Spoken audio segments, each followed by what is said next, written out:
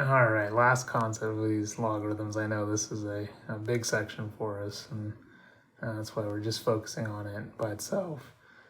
So here are the basic graphs of these logarithms. So if the base is greater than 1, we have the 1 on the left there. If the base is between 0 and 1, we have the 1 on the right.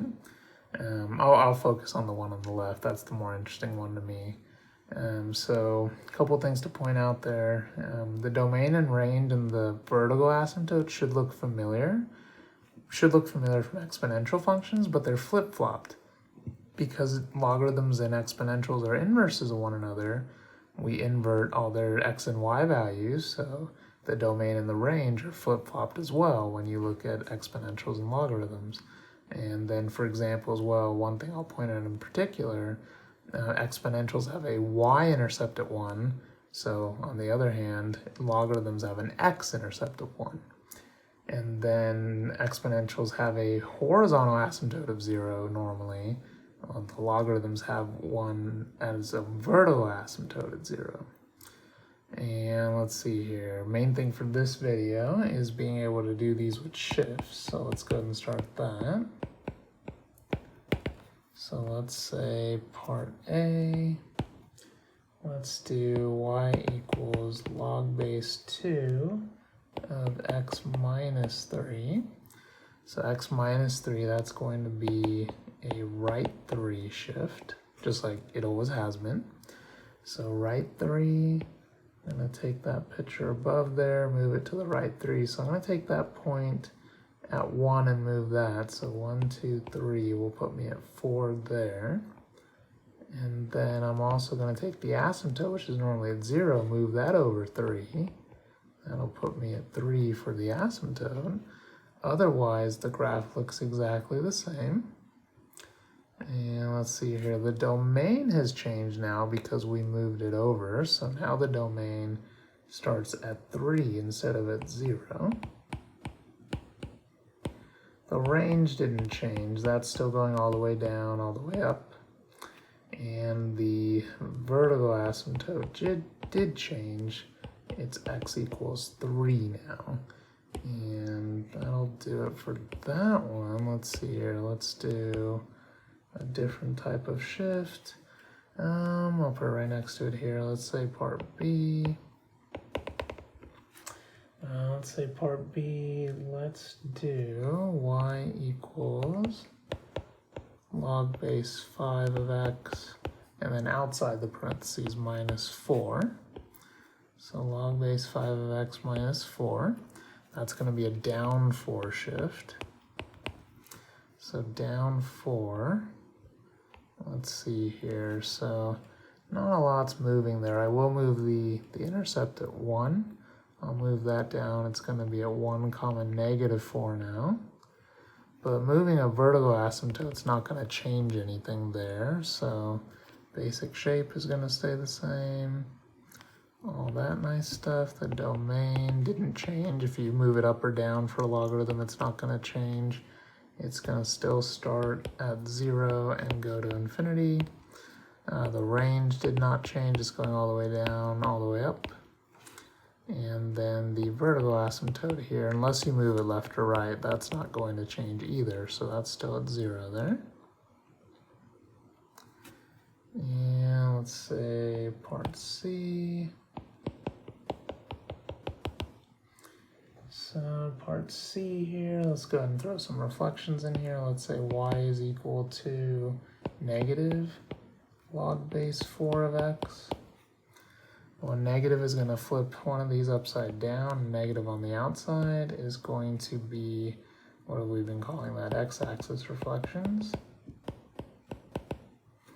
So this is going to flip upside down. Still going to have the same intercept there since we're reflecting over the x-axis, but now it's going to look like one of those other graphs. It's going to look like one of those with the different kinds of bases. Doesn't matter, all you need to know is a negative on the outside flips it upside down like it has for every other function this semester. If we do that, not a heck of a lot changes there. Domain is still 0 to infinity. The range is still negative infinity to infinity, all the way down, all the way up. And the vertical asymptote, now it's above there. but it's still at 0. And let's see here. These guys are very similar to square roots, you know, in terms of their domains. So it's also interesting to look at the y-axis reflection here. Let's say log of negative x. And again, if I don't write a base, it's implied to be a 10. Not that the base is really affecting these graphs. They all look very similar. So log base 10 of negative x, let's see here. So that's going to reflect it over the y-axis. So instead of having the intercept be at positive 1, now it's going to be at negative 1. And instead of opening up to the right, it's going to open up to the left there. Don't like how that graph looked. Let me try that again. So there we go. Kind of missed the x-axis there. Just make a dot bigger. And let's see here. So the domain now is negative infinity to 0. And we have our intercept there at negative 1. The range has not changed, negative infinity to infinity. The vertical asymptote didn't change either. That's going to be x equals 0 in this case. And let's see here. Let's do one more here. So let's say part E. Let's say we had y equals negative natural log of x plus 1 plus 3. All right, so let's see here. This is an x-axis reflection. X plus 1 is left 1. Plus 3 is up 3. And again, do the reflections first. You know, think about that graph, and I have it right above there. I'm going to move it out of the way, but we have that x-axis reflection right above on part C earlier. So we want to think about moving that graph around.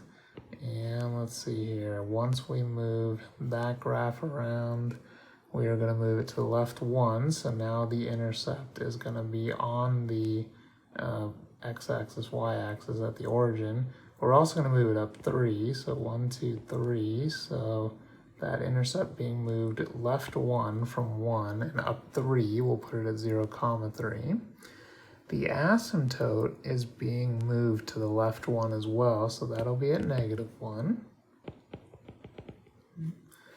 And then otherwise, it's going to be the same shape as the negative, the x-axis reflection, so going up and then going down. And then domain is negative 1 to infinity. The range is all real numbers.